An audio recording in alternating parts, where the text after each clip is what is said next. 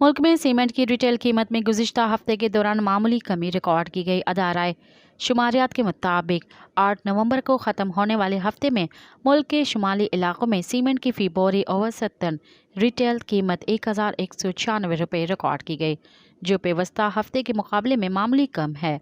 जनूबी इलाकों में सीमेंट की फ़ी बोरी औसतन कीमत 1187 रुपये रिकॉर्ड की गई, जो पेवस्ता हफ्ते में भी 1187 रुपये थी।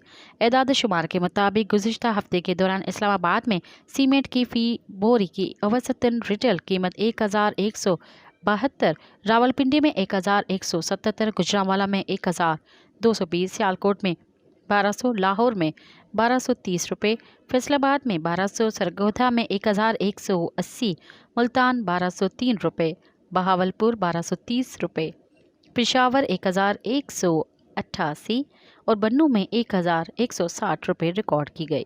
मज़ीद ख़बरन ऐं तफ़सीलात लाइ विज़िट कयो असांजी वेबसाइट www.awamiNewsHD.com ऐं ॾिसंदा रहो अवामी न्यूज़ HD।